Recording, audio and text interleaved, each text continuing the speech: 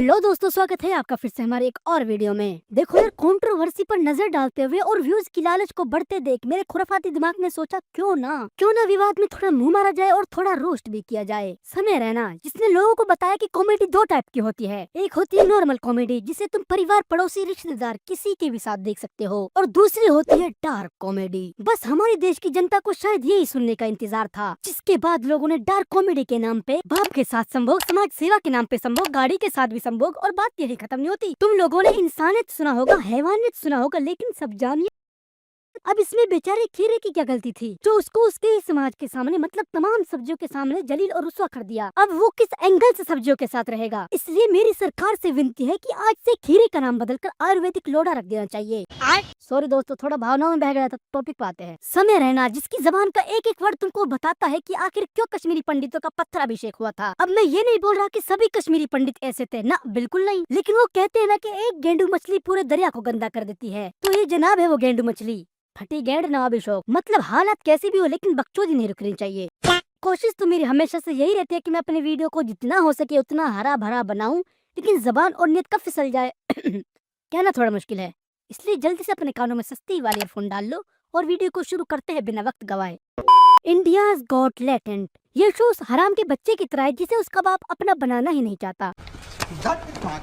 इस शो में जाने के लिए तुम्हें टैलेंट की नहीं, बकचोदी के फॉर्म भरने पड़ते हैं। जिस तरह पढ़ाई में वक्त का बलिदान, सोल स्टोन में आत्मा का बलिदान, IPL में RCB का बलात्कार, मेरा मतलब बलिदान, और इंस्टा पे नंगेपन का बलिदान देना पड़ता है, ठीक वैसे ही इंडियाज गॉट टैलेंट में तुम्हें गांड का बलिदान देना होगा। खत्म हुए उसके पहले पैर काम नहीं करते, गांड काम करता है, तो थोड़ा प्यार से मारना समय भाई आप। और तुम्हारे बलिदान से दुनिया को घंटा फर्क नहीं पड़ेगा सिवाय तुम्हारे बुंड के।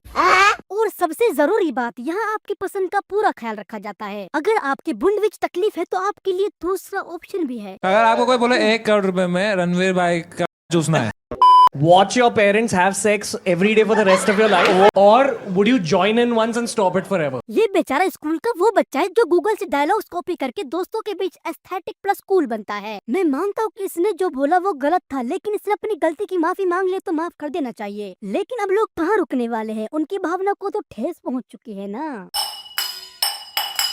एक तो बहन का लिंडा इनकी भावना, अगर किसी का रेप हो जाए तो इनको कोई लेना देना नहीं, लेकिन अगर किसी ने गाली दे दी तो इनकी भावना को ठेस पहुंच जाती है। ठीक अगले ही दिन अब अगर किसी ने इनको गाली दे दी तो इनको कोई दिक्कत नहीं, ना ना ना ना ना, लेकिन अगर इनका ईगो हर्ट कर दिया तो मादर चौसडी के फिर इनकी भावना की टांगे उठ जाती है।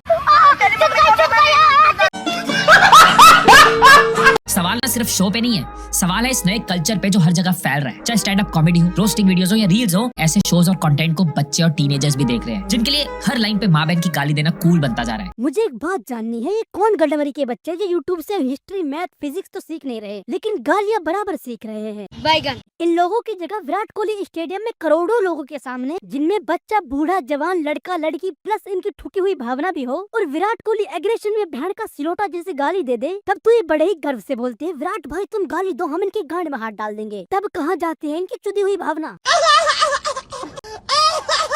बहन का लिंडा, जहाँ बोलना चाहिए वहाँ इनमें से कोई नहीं बोलेगा, और जहाँ जरूरत नहीं है वहाँ ज्ञान देना इनका धर्म बन जाता है। आज के दौर की सच्चाई यही है कि ज्ञान सब देना चाहते हैं लेकिन लेना कोई नहीं चाहता, और गांड कोई नहीं देना चाहता लेकिन लेना सब चाहते हैं। मेरी सरकार से रिक्वेस्ट स्लैश गुजारिश है कि हमारे देश में 99% लोग तो ऑलरेडी गाली देते हैं, तो फिर किसको बचाने की बात चल रही है। उस मादर चौसरी के 1% को जो कमेंट में भाई लिंक सेंड कर दे तेरा बहुत बड़ा एहसान होगा उसको, या गूगल पे स्टेप मोम सर्च कर रहे हैं उसको, या फिर लड़कियों की पोस्ट कमेंट में साइज प्लस रेट पूछने वाले महान शख्सियत को, या 4 साल के बच्चे के साथ रेप करने वाले दरिंदे को। बताओ ना किसको बचाने की बात चल रही है। अगर इन 1% लोगों को ही बचाना है तो किसी कंटेनर में भर के इनको मंगल ग्रह पहुंचाकर इनके लिए ऐसा मीटअप रखो। यू आर फ्रॉम बिहार, आप सिंगल भी हो तभी पटना। ये साले यही डिजर्व करते हैं।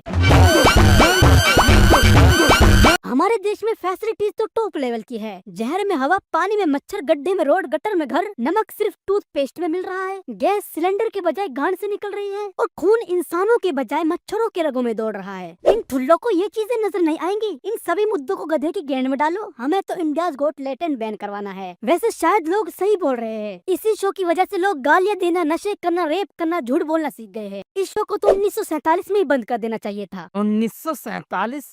भाई ये तो अभी 4 महीने पहले शुरू हुआ था। अच्छा, तो फिर यही है क्यों भावना से भरा भारत।